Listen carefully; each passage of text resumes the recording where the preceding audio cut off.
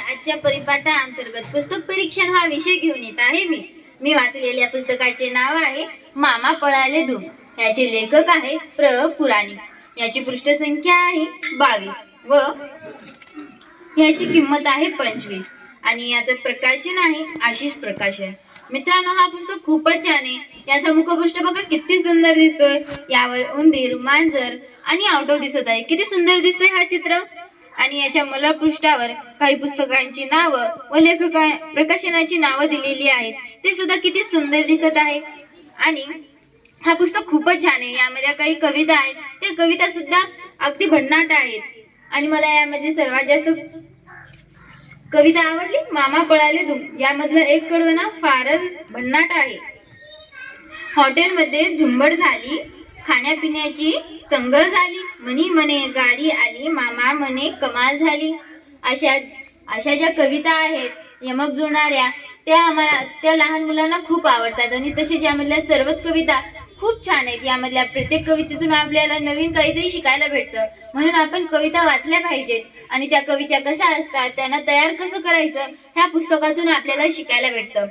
बघा, आपण जर कविता तयार करत असू व आपल्याला शेवटचं अक्षर जे आहे ते आपल्याला यमक सारखं असायला हवं, तेव्हाच कविता धीट बनते, असं या पुस्तकामधून आपल्याला शिकायला भेटतं। यामधल्या असे अनेक कविता आहेत ज्या आपल्या मनाला भिडतात। आणि मित्रांनो, लहान मुलांच्या वयात येऊन ते पुस्तक लिहिणं म्हणजे काही सोपं नाही। लहान मुलांसाठी पुस्तक लिहिणं फार अवघड आहे। ते या कवींनी पूर्ण करून दाखवलं आहे। किती सुंदर कविता लिहिल्यात यामध्ये। आणि त्या कवींना आपल्यासारखं लहान होऊन आपले विचार करून त्यांना हे पुस्तक लिहावे लागले होते, तेव्हा जाऊन हा पुस्तक आपल्याला आवडतो। आणि आपण जर स्वतःचा जीव ओतून कविता लिहिली तर ती सर्वांनाच आवडते। म्हणून आपण त्या प्रकारची कविता तयार केली पाहिजे। आणि मित्रांनो, यामधली